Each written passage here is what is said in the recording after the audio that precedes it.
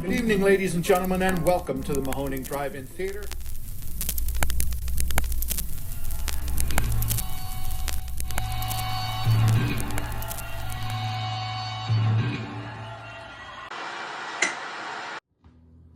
This special episode of Shaun Spins is brought to you by Kurt Van Houten's Can I Borrow a Feeling? Available now.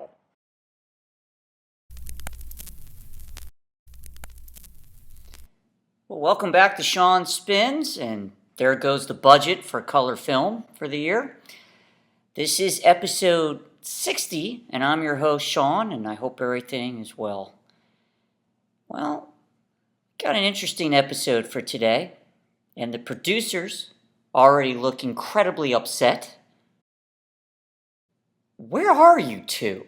You look like you're at a very fancy concert venue.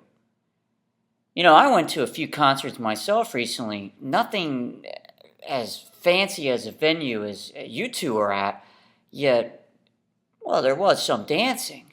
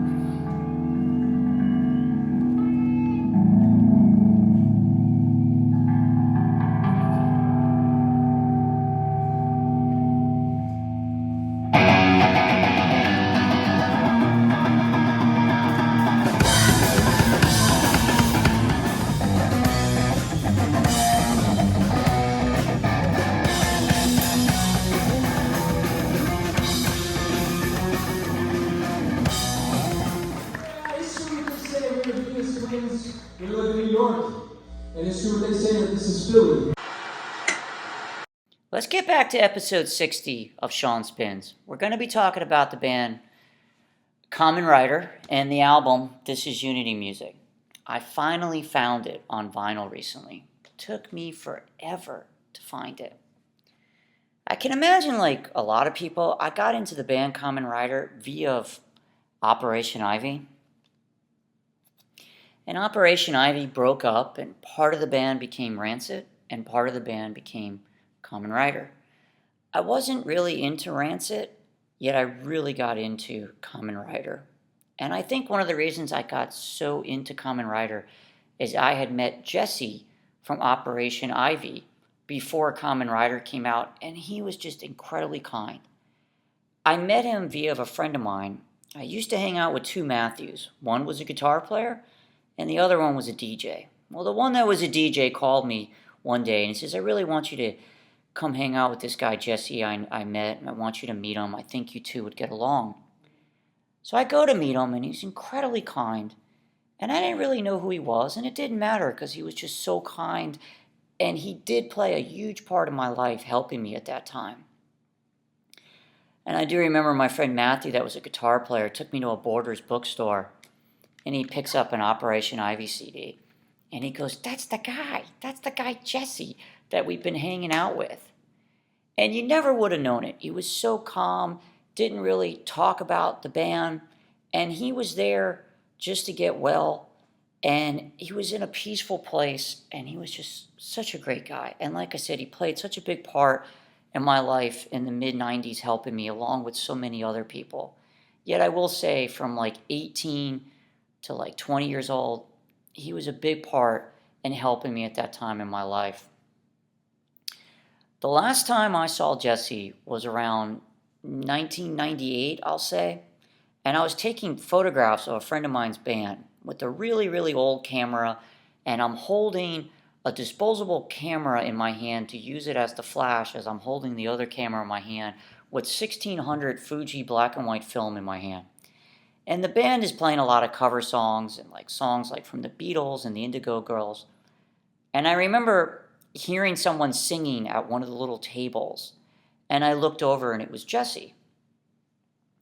And I went over and said hello to him, and I noticed he was drawing on like a piece of paper or a napkin. And we talked for a little bit, and I remember him mentioning to me that he really wanted to get into drawing more. And at that time, that's what I was in school for, was for art. So I thought that was really cool to see him doing that. And shortly afterwards, I'm going to say about 2 years later, is when Kamen Rider started coming out. And as I said, for me, I went the Kamen Rider way, not only because I just thought Jesse was such a nice person, I just preferred the music over than Rancid. I think of it kind of like the split from Green River into Mother Love Bone and Mudhoney. Some people really love Mother Love Bone. Some people really love Mudhoney. Some people like both. Well, I really only like Mudhoney. And it's very similar. I like some of Rancid, but I really went towards Kamen Rider. And at the time, I found like the single. I was able to find, both CDs. This is the first one, and this is the second one.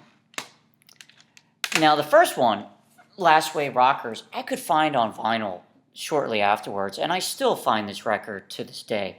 But This Is Unity Music, their second album, took me until this year, years and years and years. I have another part of the collection for Kamen Riders. Jesse went on to do Classics of Love, so there's another from the catalog.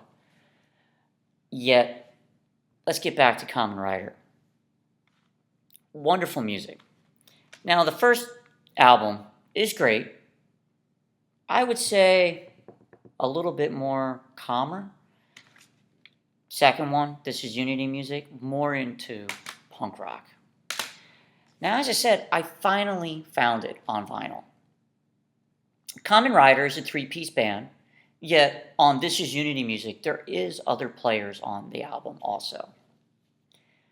I absolutely love this album, and I was so glad to find it. I will say, the vinyl sounds a little better than the CD. The CD, to me, now that I can compare it, seems more bassy and more like in your face.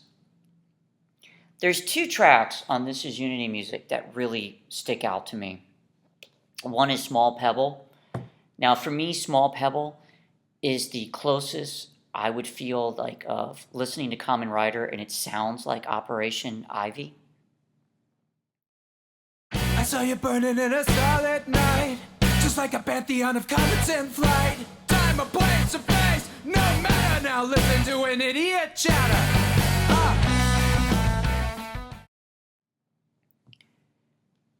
And the other track to me that is just my absolute favorite, and it's one of my favorite songs in the world, is Midnight Passenger.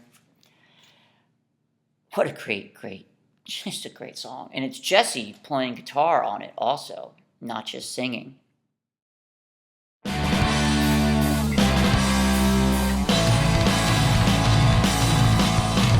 stepped out on a celluloid night, that flickered on a black and white reel, looking for something that I could not explain, I could only feel.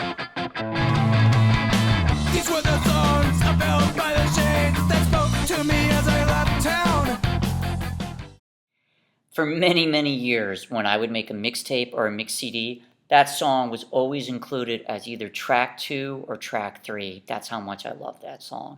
And to me, Midnight Passenger is like the quintessential song with Jesse's voice on it. It's just so powerful and it's just great. A lot of Common Rider music to me is very positive, and it comes from a beautiful place of Jesse getting well.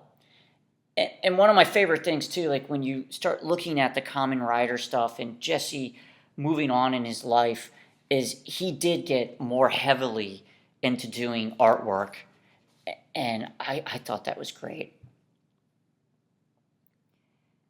I can't say enough about Common Rider. If you're into punk rock music, if you're into Operation Ivy, you're going to love Common Rider. It's great. The funny thing about this album, when I found it, it's the same place a friend of mine found an album too that was kind of hard to find, and the person just had it there and was like, wow. So the guy had it on the wall at the store next to a Classics of Love album. And I went, wow.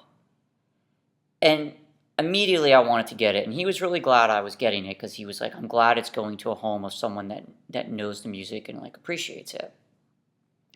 And he told me the story how it ended up on the wall. He says, well, we had 2 copies at home, myself and my girlfriend. And we figured, why do we need 2? And I'm thinking to myself, I hope this relationship works out, that one day he doesn't look back and go, I got rid of my Common Rider records. I thought we were going to stay together forever. So I hope they stay together. It's a great album. If you get a chance, give it a listen. As I said, the first album's great. Yet I just love This Is Unity music even more. And I'm just ecstatic to finally find it on vinyl after a search of 24, 25 years. We found it. Well, until next time, I hope everybody's safe and well. Be nice to each other and take care.